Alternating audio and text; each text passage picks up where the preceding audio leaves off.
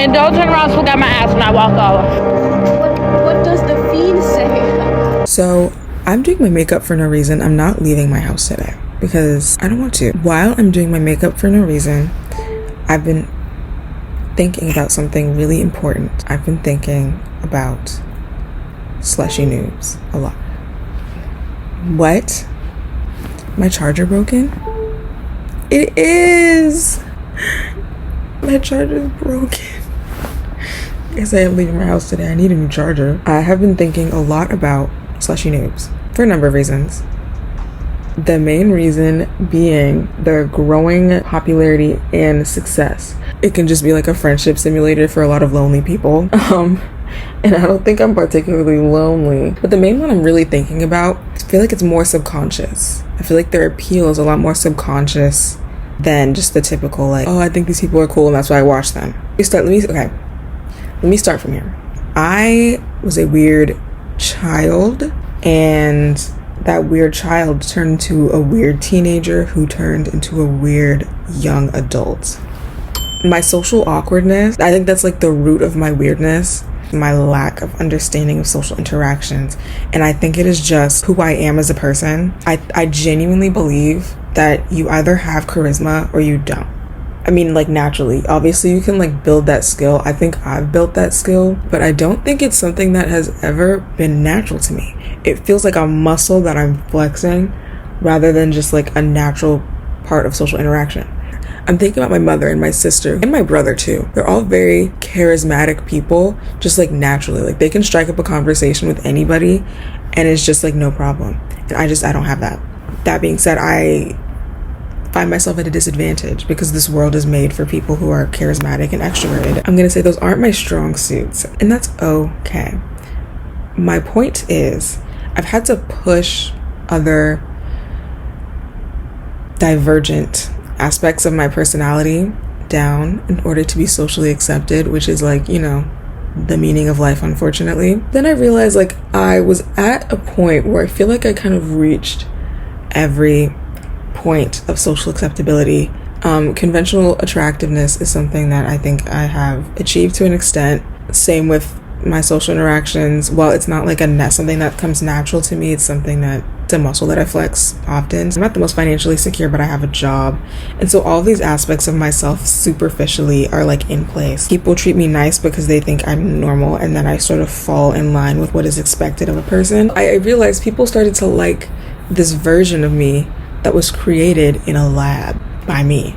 I'm the mad scientist, and I created this altered version of me that so people can like me, but it wasn't who I actually was.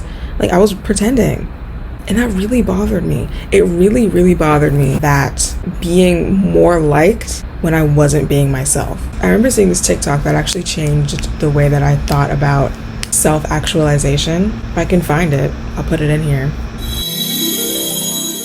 And you know what, it really get me thinking about some shit. It's very deep. Stay with me. But like, I remember reading about a study where like, that pretty much said if you are alive right now, you are descendant of somebody pussy. Pretty much, they used to make examples out of anyone who didn't follow the standards, the rule, the norm, whatever. So pretty much, if you are here, then that means that whoever you descended from followed the rules. They didn't get hung, they didn't get punished, they didn't get guillotined, which means they were staying in line with the king, the monarch, the pope, whoever the fuck. So pretty much like, you probably a descendant of somebody that was pussy enough to be quiet and just take whatever so that they didn't die. And that's what be fucking me up about humanity. Like, if the only reason why humans are still existing is because somebody in your lineage was okay with suffering and they just accepted it. But basically she says that humanity is like a product of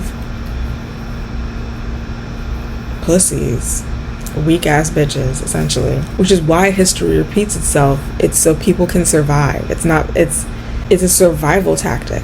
You think of like the Salem witches. You're a woman who's a little weird, you're a witch, and you're dying. You're not making kids, and if you are, those kids now know, like, okay, you can't deviate from the norm or else you're gonna end up like mom, like bacon, barbecue.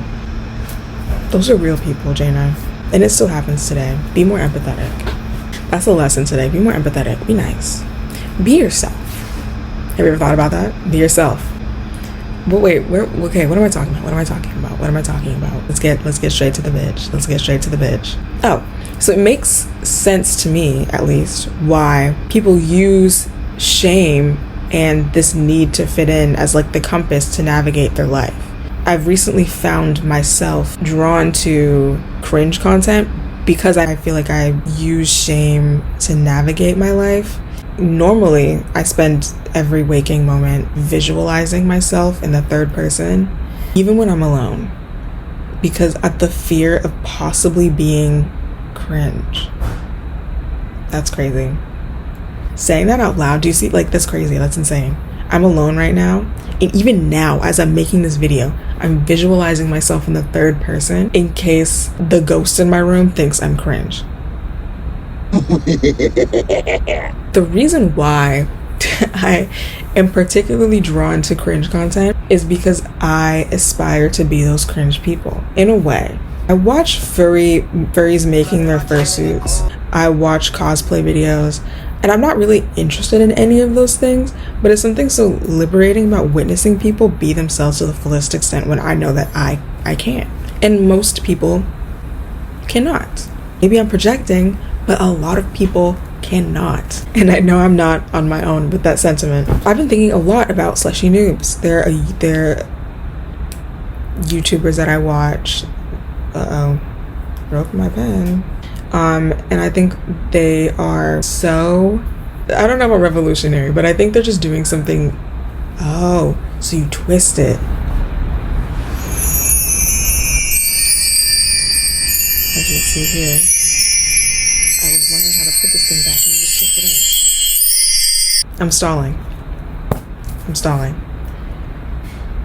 I figured out why I am so enamored with this duo. It is because similar reasons. To put it quite bluntly, they're very cringe. I enjoy watching other people do cringe shit because I feel like I'm doing this exposure therapy through them. It's like secondhand exposure therapy, and it like heals my soul to watch them do the most embarrassing shit you've ever seen and like not care, because if they can do it, so can I. Like, obviously it's different because I'm a woman and a black, should I go there? I can go there, but then I'm just gonna keep talking, and then I'm gonna have to do a lot of editing. I don't want to do that. Pull up like a definition. Exposure therapy is a type of psychological therapy used to help people overcome problems such as phobias, panic attacks, anxiety, post-traumatic stress disorder, and obsessive compulsive disorder. It usually involves exposing a person in a safe environment to the object, activity, or situation that they fear or struggle with. Exposure therapy is a type of cognitive behavioral therapy. It can break the cycle of avoidance and fear. So I don't know if this is just a product of my doom scrolling and my addiction to social media, but there's a lot to avoid and fear in this world. I am a lot of things, including avoidant and fearful. You catch my drift. Yeah, rent is high. Climate change will have us up and out of here very soon. And despite all that, wars and persecution continue to persist for whatever reason. Life is looking very bleak, and we're all addicted to social media. This like dopamine fueled addiction makes us sadder because it's holding a magnifying glass to the fact that the future is very uncertain and very bleak. What do I own? What really matters to me? What can I control? What do I have to lose? And I found the answer. The answer is free will. So free will is a term I just made up. And so basically free will is the power of acting without the constant, free will is the power of acting without the constraint of necessity or fate, the ability to act with one's own discretion. So free will is a philosophy, a term that I just made up on my own. It's just something straight off the dome. My laptop sounds like it's about to explode. You ever look at your makeup? Yeah, you, talking to you. Look at your makeup and you think, oh, my forehead, it does not match. God, that's all I can pay attention to right now. I was talking to a friend about AI, and we were talking about the illusion of choice. It's sort of streamlining normal human processes in a way that's like not natural. It's low-key giving WALL-E. I can see the future right now. It's giving WALL-E. You don't really have much free will when you have people, they're not people. It's an algorithm, a computer. You don't really have much autonomy, like true free will and autonomy, if you have algorithms thinking for you. You don't have the choice to go and search for things that interest you. more often than not, they find you, which can be a good or a bad thing. Good as in like finding a life-changing diagnosis that you would not have known about otherwise. Bad being like, maybe I should be racist. I should. Maybe the reason why I don't have a girlfriend is because I'm not racist enough. Those are ideals that should not be fed to you, but they are, because it keeps you on that damn phone. But it is no coincidence that the more personalized, this is important. It is no coincidence that the more personalized our algorithms become, the more we seek to take advantage of our free will. Free will is a luxury that everyone can afford, but nobody buys. I ate that.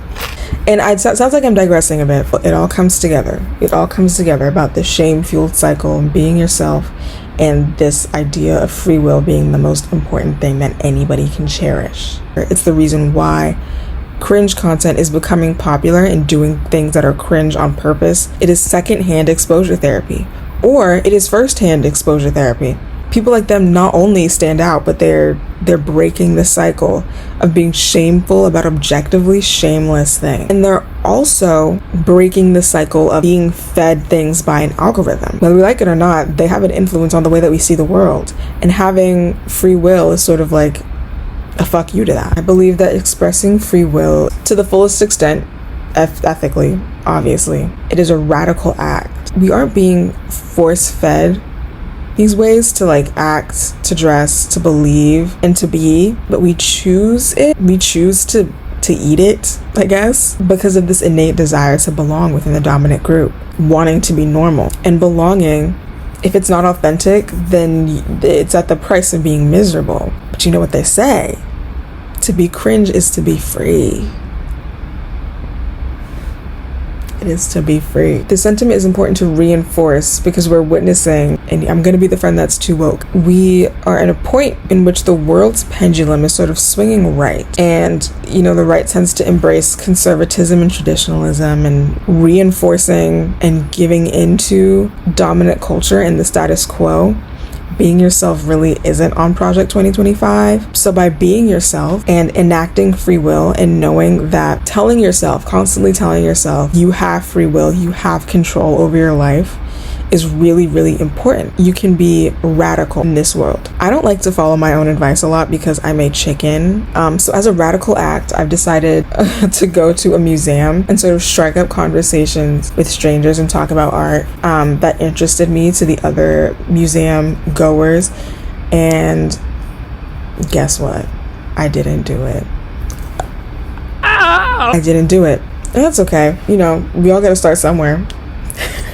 Everybody was staring at me because I was just pacing around trying to look for somebody who looked approachable enough to talk to about art. And so I ended up just taking these really awkward pictures in front of these like sculptures because I wanted to like record it so I can be like, look back and be proud of myself for taking a bold step. But I chickened out, baby steps. But I think making this video I think is a good step for me personally, because I hate making videos of myself. I'm obsessed with seeming cool and mysterious, but that's just like what has that gotten me except for like a couple of drinks at a bar? What has that gotten me except for like clout points, except for nonchalant demure points? That's all I'm getting from that. So I need to abandon that very quickly. But you know what? I have to get over that. I really do. I need to put this out.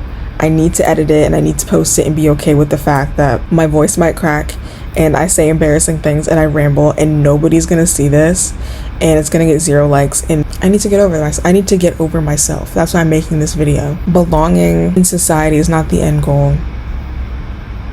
It's not fulfilling. At least not for me.